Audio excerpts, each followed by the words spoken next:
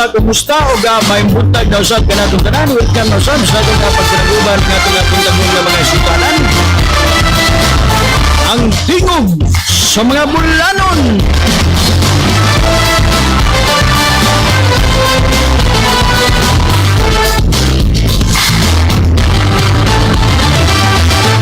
Adlaw nga Martes, mga sanuog sa napit sa 15 sa buwan sa Marso 2021. Kuyugta mga higala, no? Atong iskutan din sa itong tulungan ng Padayon Bulanon. Mga nagunang mga iskutanan, mga kalambuan sa atong lalawigan sa Bohol. Tungkol sa itong mga kadagkuan sa lalawigang Bulanon. Governor Arthur Yap. Vice Governor Renero ng Pagusog masakop sa Junta Provincial.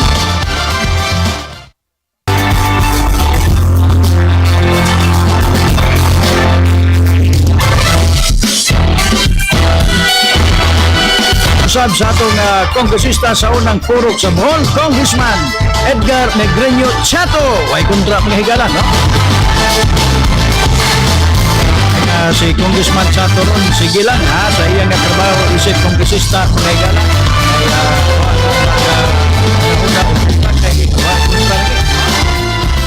Ang inyong umaabot nga kongresista sa ikaduhang purok sa Bohol, ha?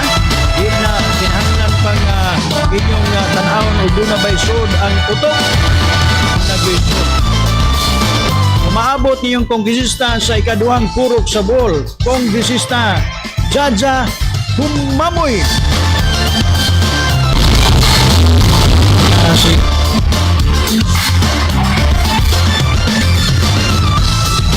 Bawat ang mga higala, no? Ang inyong kongresista umabot sa segundo distrito, nagsigi og libot-libot, nakighimamat sa atong mga kaigsuunang mga taga-segundo distrito.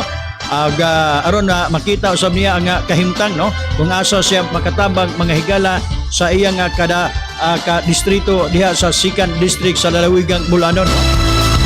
Sa 30 distrito mga higala ang umaabot nga kongresista sa inyong 3rd district sa lalawigang Bulanon. At Congresswoman Kat Lim. Kat katambayayong katimbang mga higalas kalambuan sa 30 distrito.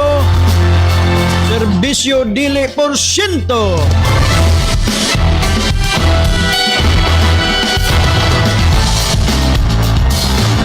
Na kuno'y komisyoner dia, mayor kuno. Kumusta ang atong mga kaigsuunang mga sanaw-sano sa lalawigang Bulanon sa 40 City ka mga lungsod ug sa kadakbayan sa Tagbilaran. Kumusta ko ita sunsun nga higala no sa atong tulumanon Padayon Bulanon. Gisgutag mga kalambuan no ug ato sab nga mga isgutan ning mga iyabag nga nagsigi og atake sa atong lalawigan sa atong mga opisyales sa lalawigang Bulanon mga sanaw-sano.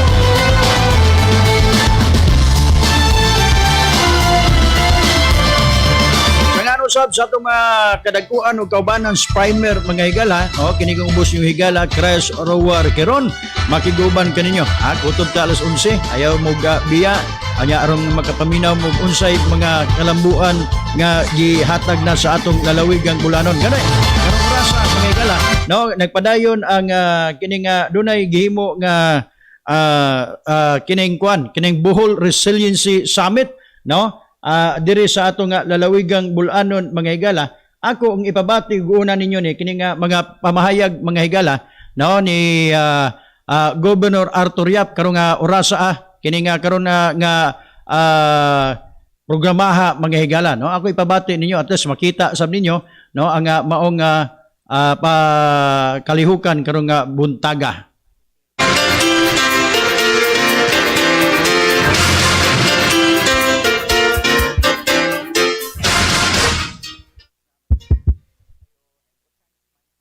Thank you very much, Attorney John, Vice Governor Rene Lopez Relampagos, my partner in development in the province of Bohol, to our beloved mayors who found time to join us this morning, to all of you participants who came from near and afar to join us in this Resiliency Summit.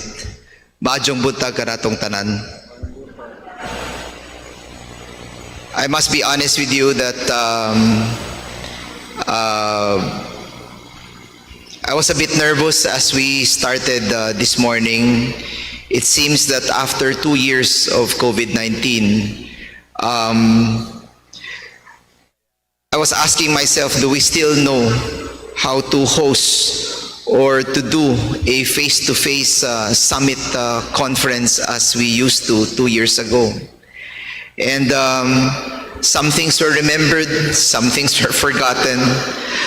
But the point of the matter is, after 2 years, we are shaking off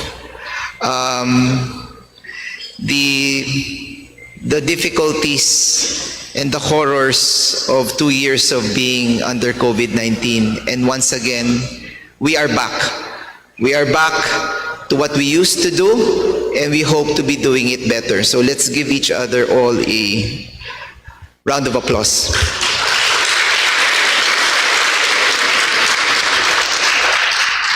As Attorney John has said, there are many we have to thank. Many of you who came.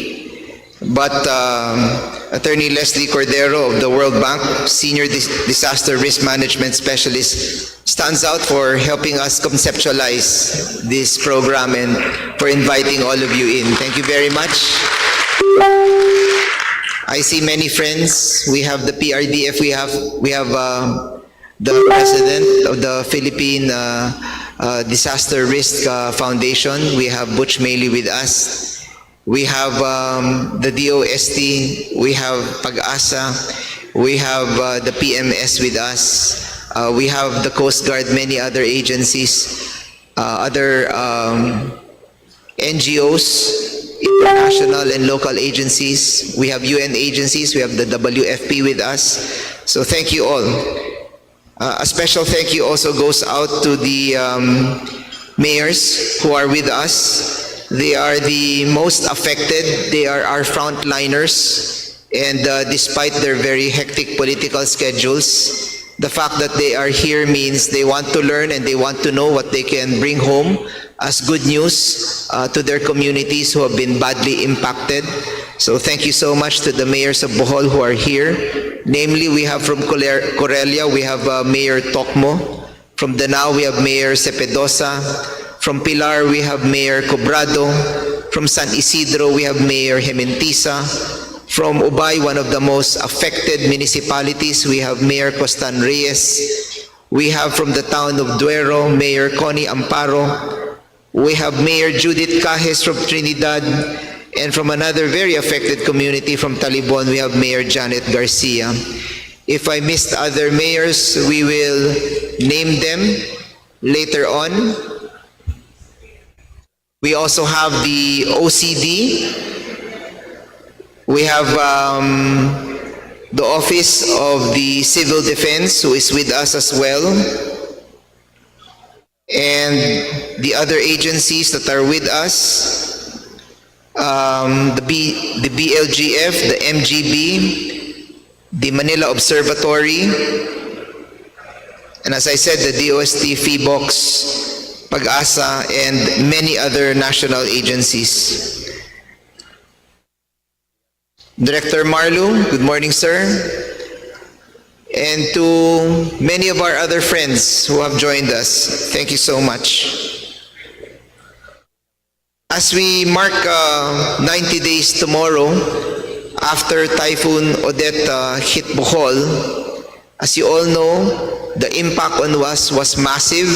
Communication lines went down, power lines went down, and that has been one of the biggest hurdles so far. Our main power connections have been restored via the NGCP's emergency bypass line in Ubay to Leyte. The source of Bohol's power for its 90 megawatts is Leyte. However, even as the main connection has been connected to Leyte, we have to note that 11,250 electric posts went down during the typhoon. And distribution utilities today continue to be hard-pressed to repair their electric posts. Even with this main connection to Leyte, without these electric posts being repaired, it will be very difficult to get power distributed to Bohol. Distribution utilities are barely 50% into their repairs. Mobile and internet connectivity, as well as water production, remains gravely affected. And this is the reason why you have heard us many times call for generators to be distributed so that we could at least help in water production in the island province. At the rate the DUs are completing their repairs, and as you can see that it's taking some time, full normalcy in terms of power supply will not be returning to Bohol anytime soon in the next few months. We have to continue working at this. To address the plight of thousands of families, hundreds of thousands of families with damaged and destroyed homes, we have also started house repair programs under the Padayon Bol Anon project through an initial partnership with Chairman Manny V. Pangilinan and the MVP group of companies, with a generous 10 million pesos grant to counterpart to our initial 10 million pesos from the provincial government. An LGU procured relocation site has been identified by the LGU in Talibon, and post-Yolanda approved house designs under the Isiguro Daan project has been adopted to build on the said site. Chairman Manny Pangilinan has sent his team under the Meralco Foundation and also the Smart Foundation to look at these sites. And as the donor, we left it to them to make a choice of where they were willing to build a relocation site for victims. And the choice for them has been Talibon at this point in time. I brought out the issue to them that much needs to be done. And I'm happy to note that Chairman Manny Pangilinan will be here on April 22 to look at other sites. So we will be coordinating this with our mayors. The fact that President Butch Mayley is also here with us is a very big indication of the interest of the private sector and corporate Philippines on wanting to help many of our LGUs. So let's give President Butch a round of applause. Thank you, sir, for coming to us. And later, our mayors should meet also Mr. Butch Mayley. I also wish to thank Father Dudes Lero of the Holy Name University. Father Dudes, you are so far away there. You should be here, Father President. And Region 7 Development Chair Kenneth Cobunpue, because together with the provincial government, they are in this program of trying to start initiatives, private sector, government-based, local government-based initiatives to help people start rebuilding again. So thank you so much to the Holy Name University and to the Region 7 Development Chair. Also, Operation Laras, where our chainsaws have been lent out to local communities, are in full swing in partnership with the Bohol Lumber Association. The wood that is cut from fallen trees are our counterpart for the rebuilding of affected homes. And I'd like to tell our guests that many of our mayors have started this initiative. Our mayors who are here are also allowing their people to cut the lumber and to donate it, as they themselves have been trying to buy what they can with their meager funds, GI sheets, plywoods to supply the people who have been affected. Considering the grave impact on Bohol's food security due to almost 3 million downed coconut trees, 730,000 mango trees, more than 3 million banana trees, thousands of hectares of fish ponds, hundreds of fish pens and cages, as well as hundreds of millions in damages to livestock, poultry, and agri-infrastructure, we have started to replant and increase areas for the production of food staples. Under the advanced rice as well as the advanced corn technology programs of the provincial government, model production areas planted for rice and also to corn have been increased to 10,000 hectares, while the model corn production area have been increased to 5,000 hectares. So we have ordered more plantings to address the issue of food staple security in the island province. More importantly, considering the high cost of fertilizers and fuel at this time, we have launched a partnership with the Department of Agriculture, the Development Bank of the Philippines, Bayanihan MPC, and Bohol Community MPC to buy palay at a fixed minimum price of 21 pesos per kilo clean and dry. 20 pesos per kilo for the ARC 160 program. For the first time in the history of our Anon farmers, they are commercially producing rice. Our country today, not only to Bohol, is the impact of fertilizer prices and fuel because of what is happening in the Ukraine, or what is happening in Russia because of the instability. We are afraid that the impact is going to be nationwide. I think last year we reached 20 million metric tons of production in rice. But with this trend of high petroleum prices and fertilizer prices being high and fuel prices being high, there will definitely be an impact on output. In fact, the Department of Agriculture is already projecting that there may be a dip in the national production of 20 million, may even go down to 18 million. And what that is going to mean is, of course, greater importations for our country. And this is the reason why we are working on these solutions locally to assure farmers that they have to plant. And the best way to assure them that they have to plant is to assure them that the market is there. This is the best way to encourage them to plant. And that's the reason why we assisted Bayanihan MPC to be able to get a credit from the DBP. And we're very thankful to the Development Bank of the Philippines that they are giving Bayanihan MPC a 400 million credit line so that Bayanihan MPC can buy aggressively from the farmers at 21 pesos per kilo, clean and dry. And also, a part of that, I believe, will be used for procurement under the corn program. As I said, the rice that is, the palay that is procured, we are ready also to mill and to package this as our locally branded farmers' rice, as we did. 20 Now, in addition to lessening trading layers so that we can secure products and lock in on prices, we have also opened a portion of the old Tagbilaran Airport as a farmers' market. In this way, we open a supply point, a retail point for farmers all over Bohol. We have opened the old Tagbilaran Airport, and we are allowing farmers to use this to sell directly to consumers, to retailers, and at no charge.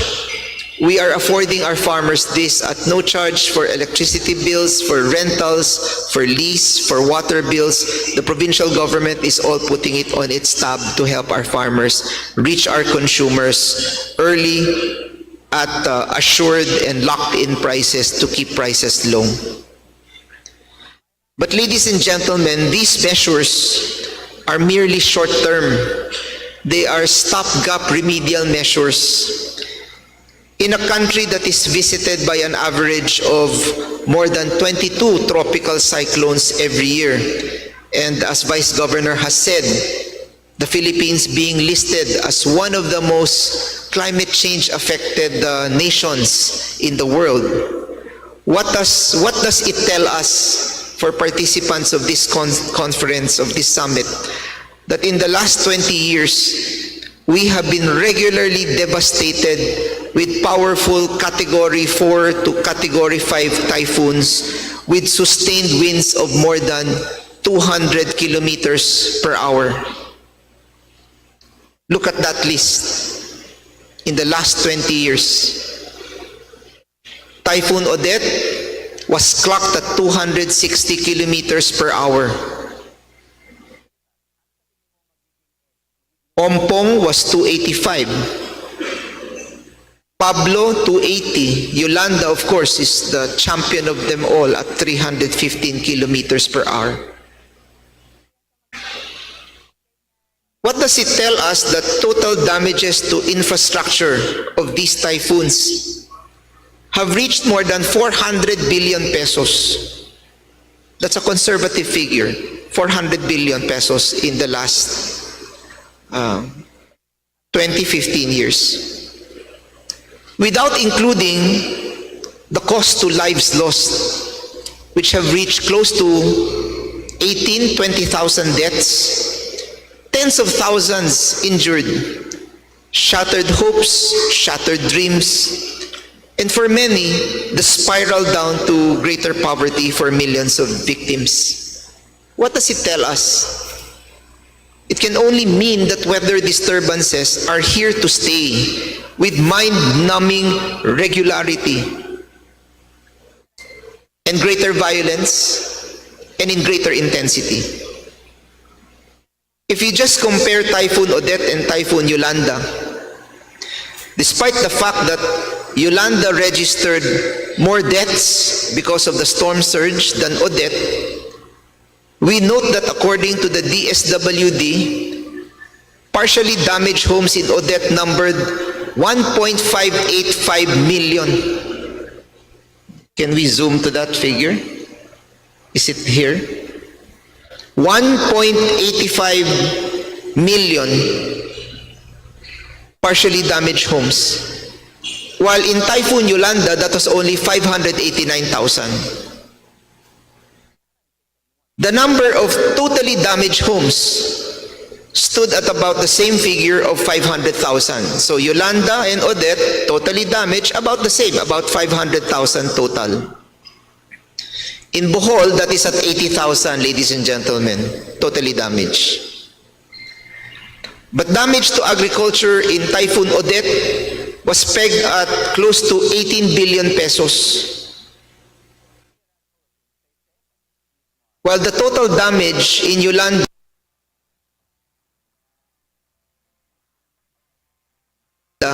was only about 3.3 billion.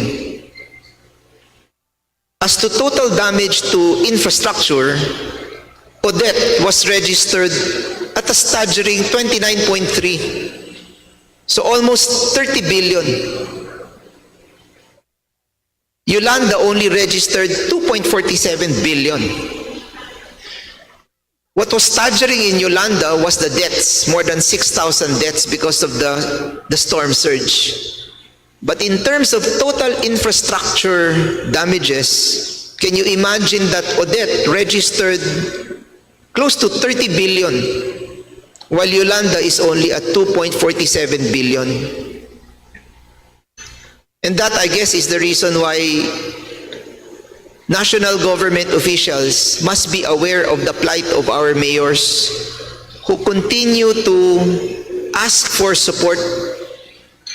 My heart, my sympathy goes out to our mayors because they do not know what to do when hundreds of thousands of houses are down.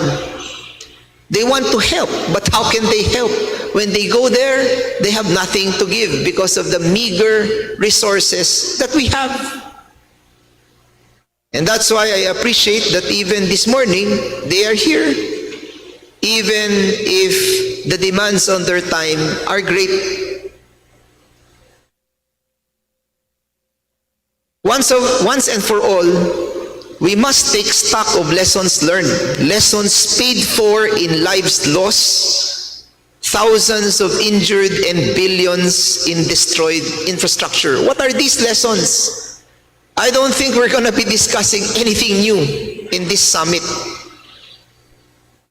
But I guess what needs to be done is to take active steps to really meet the lessons head on and to make a decision to come up with something better, something more innovative to address these lessons that have been learned.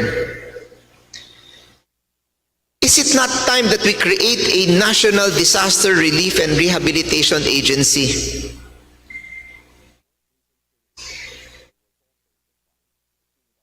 A national agency that can handle typhoon relief and rehabilitation efforts. In Yolanda, as well as in Odette, the first responders were rendered useless as they themselves were registered as victims. Same situation. In Odette, they were paralyzed. In Yolanda, they were paralyzed because the first responders were also victims. That includes me. When my house went under 12 feet of water when waters rose in Lobok, that's my home. In the critical 72 hours after a typhoon, when communication lines are all down, power has shut down, water sources have been contaminated, and everybody is paralyzed, we need a national agency that can come in to provide command and control systems to aid the local responders to cope with the devastation. I want to share with you that here in Bohol, we had to send people to talk to the mayors themselves to find them manually, physically. Because for 7 days, we couldn't get a complete tally of the damages. We couldn't talk to our mayors because they were also all victims, or they were trapped in their municipal halls. So, we do need that command and control system that can come in. We even have different damage assessments to use. Our local governments here in Bohol did not even get the same level of assistance and aid that they needed because agencies were using different rapid assessment reports. There was a prescribed report for the DSWD. There is a prescribed report for other agencies depending on their mandates under the law. Depending on their legislated mandates as agencies, all agencies had their own damage assessment reports. For which reason, even if you ask our mayors today who are with us, they all got different amounts of support. And many of them are complaining that some are sufficient, some are not. It is time, ladies and gentlemen, there must be one agency that can come in to provide command and control assistance to the local government responders when a typhoon of this gravity, of this breadth and width comes to visit our country, and it will come again. It will come again. Just look at the list.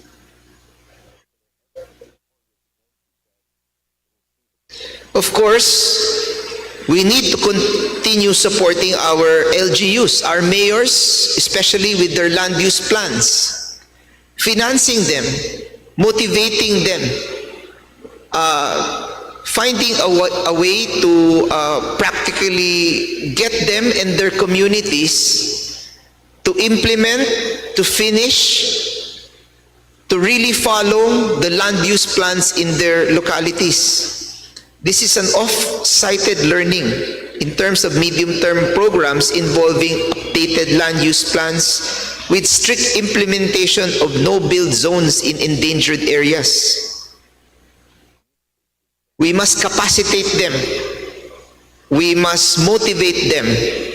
We must find a way to convince the community to follow these plans together with the mayors.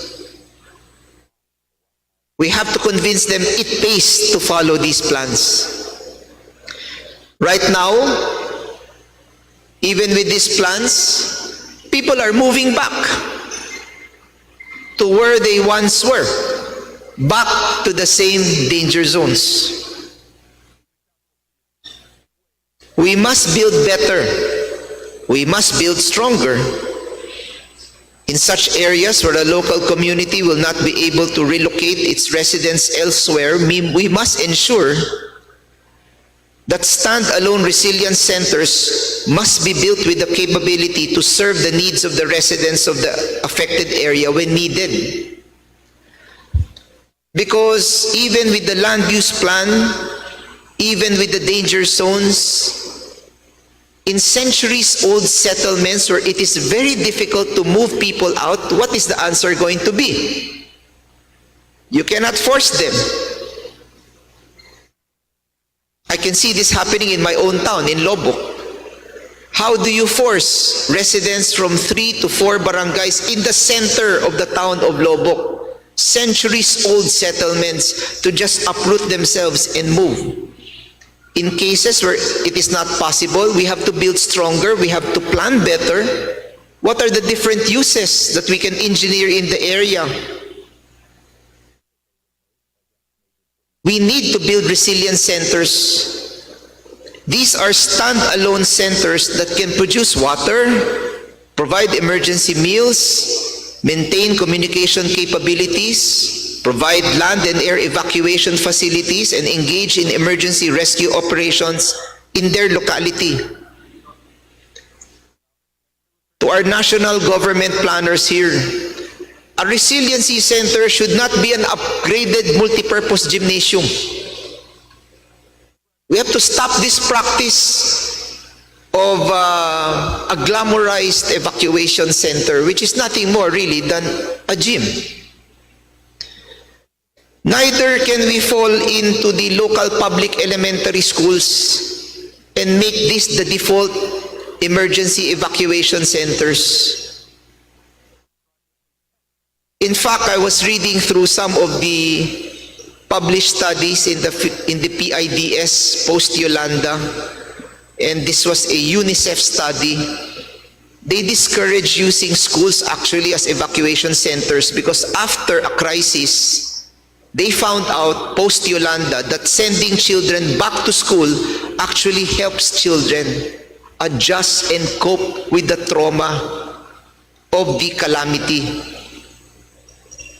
So actually, we have to move away from this policy. So national government agencies who are here, who are listening, we have to stop using multi-purpose gyms and local public elementary schools as our evacuation centers, as our resiliency centers. We need to build respectable standalone resilience centers, especially in areas where they remain danger areas, and our people will be hard put and hard pressed for financial and other considerations to move out from these areas.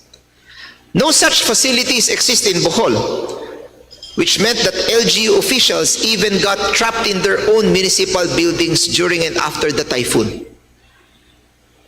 Downed communication lines and electric towers ensured the isolation and the paralysis of almost all towns in Bohol after typhoon. Moving forward, we must legislate new building codes attuned with climatic realities. Everybody agrees in this room the weather has changed in the last 20, in the last 30, in the last 50 years. And the weather will continue to change in the next 10, 20, 30, 40, 50 years to come. So we must confront this. And the time may be ripe for our legislators nationally to consider new building codes attuned with climatic reality. Heavy investments in tree plantings, clearing waterways, building irrigation and water reservoirs as a preemptive solution. Preemptive solution. We do it now while the sun is shining, to address the effects of ferocious typhoons and heavy monsoons are something we must really confront at this point in time.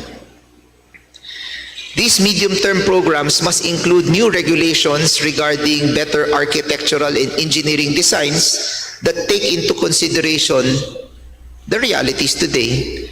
And this is the reason why when the provincial government put up its Barug Bohol, the building cluster, we included Holy Name University, and we included Kenneth Cobunpue of Region 7, our RDC chair, and the door remains open for the academe and for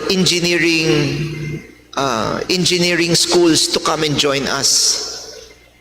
because this is going to be a design and engineering challenge moving forward. Is it not also time to spend for a citizenry that is trained to face calamities? The need for an informed and capable citizenry must also not be overlooked, and it is not cheap.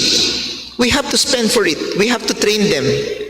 Building a local core of trained volunteers to augment first responders in a calamity with communication capabilities with each other. Helping the LGUs build this capacity. We in Bohol can start with our Tarsier 117 group, which is our homegrown medical and emergency first responders. We intend to grow this, and we intend to capacitate all our LGUs to link up with this, to train volunteers. So in times of calamity, we will be augmented. Most importantly, ladies and gentlemen, to this summit, we have to find an innovative financing solution that can afford LGUs and local communities the financial capability to climate-proof and protect gains ahead of the devastation of calamities. It has to be ahead. The Philippines in the past few years has had successful catastrophe-linked bond floats for tropical cyclones and earthquakes, listed even in the Singapore Stock Exchange, which were met by strong investor interest. And I'd like to congratulate the Department of Finance, Secretary Sunny Dominguez, and I'd like to congratulate Leslie Cordero for the work that the World Bank is doing. Let's give them a round of applause.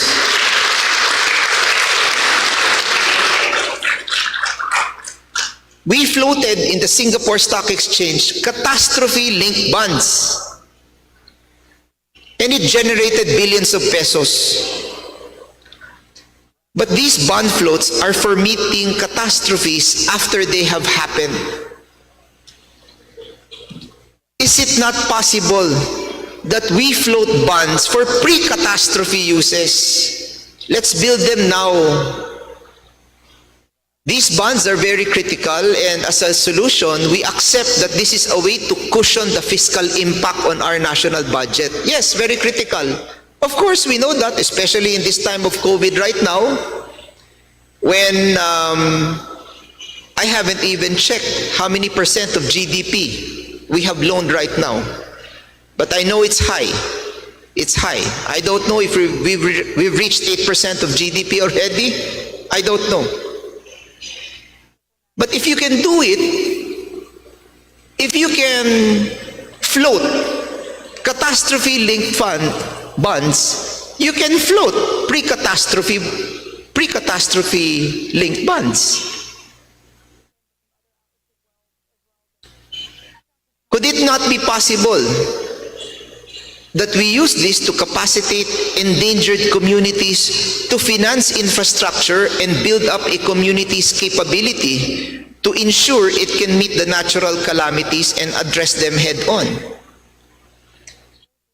I see in the audience Mayor Costan Reyes of the town of Ubay. Now, this is one of the hardest municipalities in Bohol.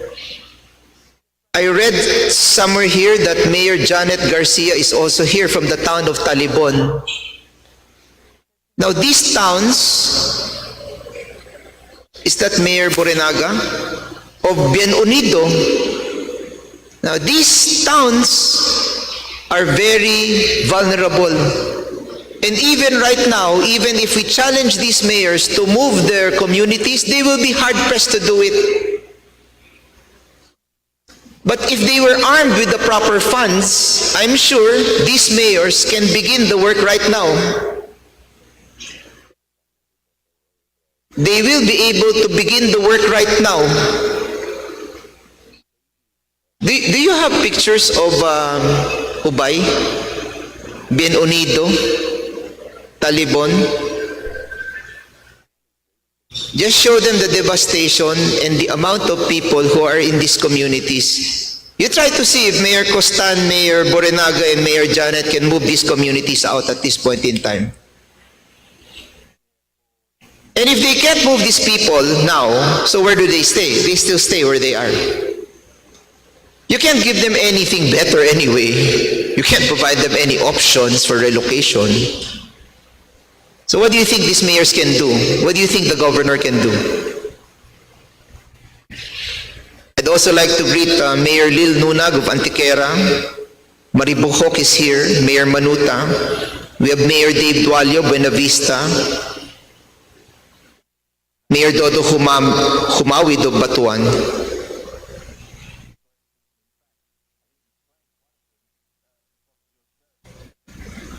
This is in Ubay. And this is a small picture of a very big community that has been hard-pressed.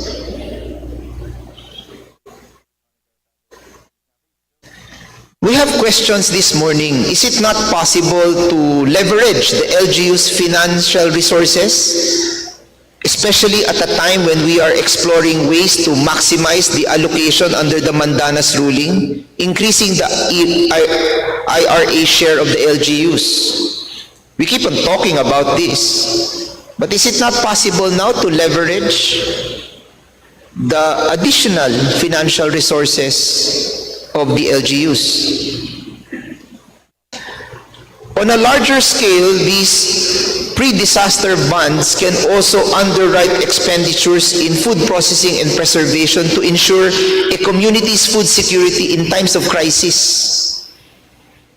That is so critical, the ability to process and store food in a country that is visited by 22 tropical cyclones a year.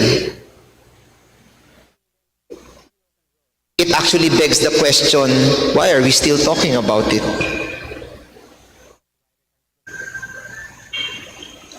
Processing and buffer stocking of food is critical today to preserve the hard-fought gains of the farm and fisheries sector. As we got hit by Odette, thousands of hectares of fish pens, fish cages were affected. The price of fish shot up. But I would like to thank the Department of Agriculture for pre-approving this plan in the future, moving forward, of building food and processing centers around the island of Bohol.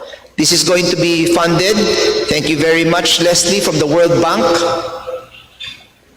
The World Bank PRDP program of the Department of Agriculture. Is it not time that we also innovate on our insurance program? So we have Pag-asa here. When I was a member of the House of Representatives, I principally authored your modernization bill. I wrote that law.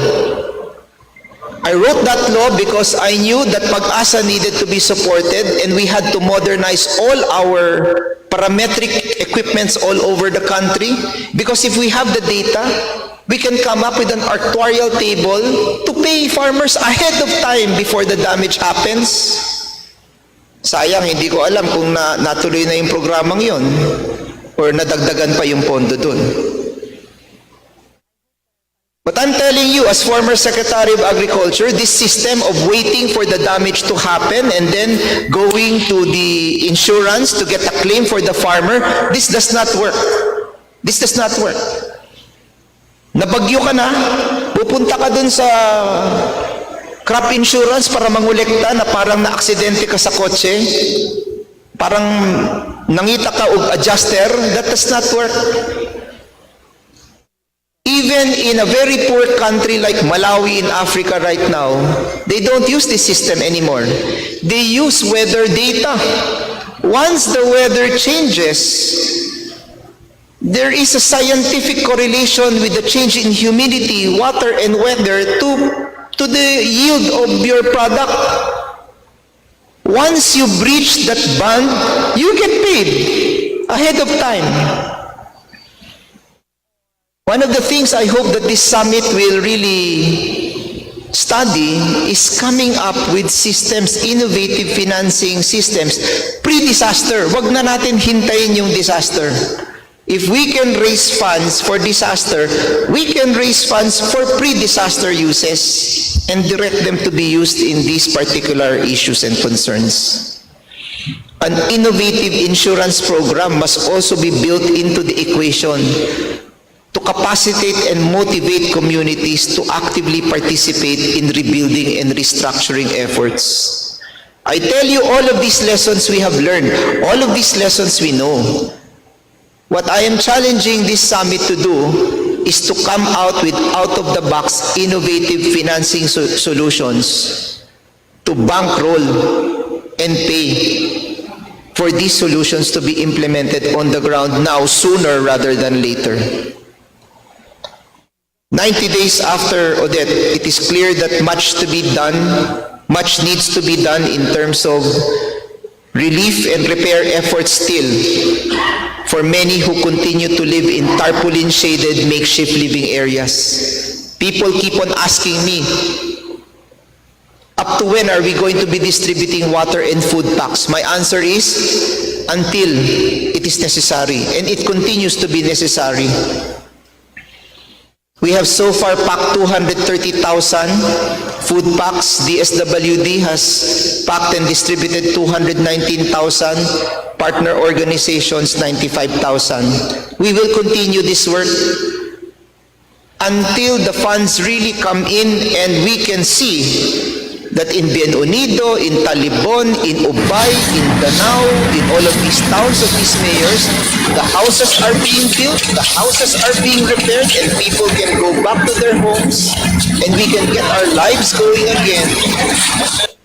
These types of assistance will have to continue. We have to cushion. Because if not, people fall into the spiral of the debt trap. They will not be able to get out of it. At this point in time, I'm sorry, ladies and gentlemen, the cash transfer is needed. That's the only thing you can do. Immediate cash transfer is needed, because if not, the spiral of that debt trap, they will not be able to get out of. And we must also watch out for the outbreak of diseases as we continue to protect ourselves from the COVID virus. But as we mark 90 days tomorrow, I want to tell the audience, we in Bohol, we are a hardy, we are a hopeful, cheerful, and faithful race. While the deaths and damages have gravely affected,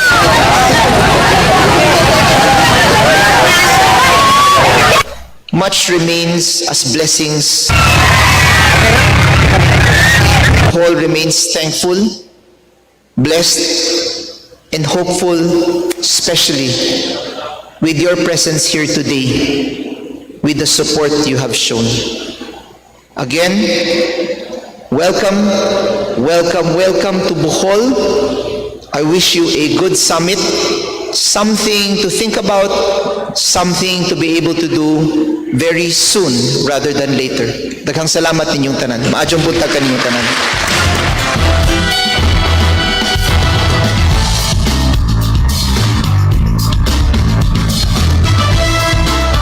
Pinamagalan, no, na bate ninyo si Governor Art Yap, no, sa iyang mensahe karong nga buntag sa gihimo nga Bohol Resiliency Summit nga gipahigayon dito sa Bellevue, no, dito sa lungsod sa Panglao, mga higala, no. Daghan bang tatong isbutanan, pero mas nindot ni kay ang maong isbutanan sa Bohol Resiliency Summit nagisgot kini human sa ika-90 ka adlaw nga gikuso-kuso tas bagyong Odette, mga higala. Mao ni nga nindot kayo ang mga programa nga gisgutan karon dito sa Bellevue atol sa mao nga summit.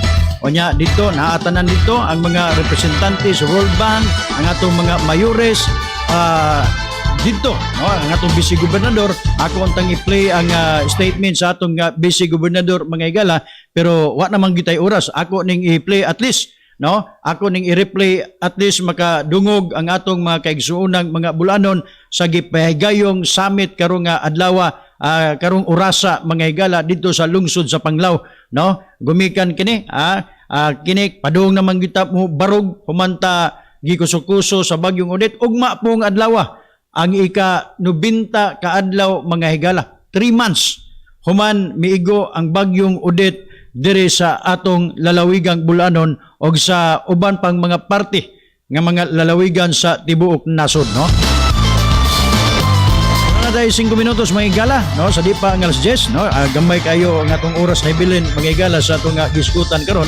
Pero at least, no, nga nadungog mga higala sa atong mga suking ating paminaw, labi na sa atong mga kaigsuunang mga Bulanon, ang mga gihimo nga kalihukan karong nga buntaga. O nya, doon na pamunta ko yung mga iskutanan kining kabahin sa interview sa usa ka kuan mga higala, kining interview ni Congressman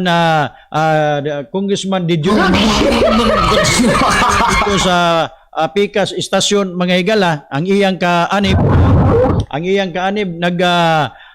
kuan kining nagisgot mga higala og ngano porbida gobernador magplano ganitang budagan pagka gobernador o nagplano tag mahimong gobernador kinahanglan di ta mudali-dali og ukab sa atong baba kay delikado tag fake news delikado tag fake news nga wa pa gani nato masiguro o nya ukab na ta sa tumba mo unsa mineta mo di sunog dahil itong issue mga higala nga naghatag og certification ang lalawigan sa Bukidnon, no, kabahin sa mga pangangkon kay klaro man nga gisgutan mga higala, no, gisgutan ni Aris Amintado mga higala nga gikan gyud sa lalawigan sa kining Bukidnon ang mga tabang, no, ayuda para sa atong lalawigan sa Bohol pero di gikan to dito sa maong lalawigan. Ito di gikan sa Quezon, Bukidnon mga higala. O lagi na di pa ta muukab sa baba nato. Klaruhon nato congressman. Mahimong congressman did you know?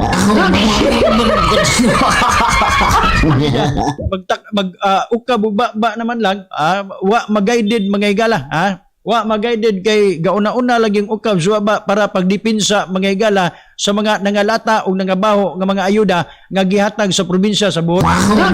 Para immaterial na ang issue ani ang punto ani o giunsan ninyo ang mga hinabang nga gihatag sa lalawigang Bulanon para sa mga konstituente nato sa mga kaigsuonan natong mga taga-ubay. Ug nganong nangadaot unya ipasangil sa Bukidnon nya ni pasangil di pagyo katunog. Bida, no? Unya moingon para batong ilang binayran usa nga kanang kulukoy nga kanang media, kulukoy, ano kunong hisgutan pa na nga nahuman na kuno na. Og nanay resulta, nya gi-deklarar na kuno Kevin Damalario og persona non grata. Uplok lasiyas tao mga higala, di na maoy isyo.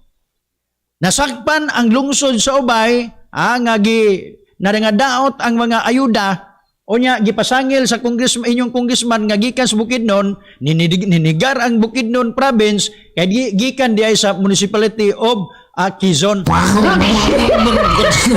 Ang issue diha, nganong wa ninyo gipanghatag? Nganong ang mga sako nga nakita dito, iya man sa kagamhanang probinsyal sa lalawigang Bulanon. Sa gagamahan ng probinsyal, diris Kapitulyo, nga kapariho tanan ang sako mga higala. O nga no, kasimple ana nga problema, o nasayop mo, ang gunon. Nga no mang ilipat-lipat pa man, nagika na sa dito o dito, diin nga rin. Ang problema diha lagi, kini-gining gusto tang mahimong leader, di ta mamamakak. Daghan na kay pangangkon o guess god si Governor Artiap kaganina. Siya gi principal author pag-asa nga balaod nun nga nagtabang unya sa ato mga mag-uma unya naaning inyong congressman did you know? Sige lang did you know? Sige lang pangangkon mga higala pero di ay iyang proyekto.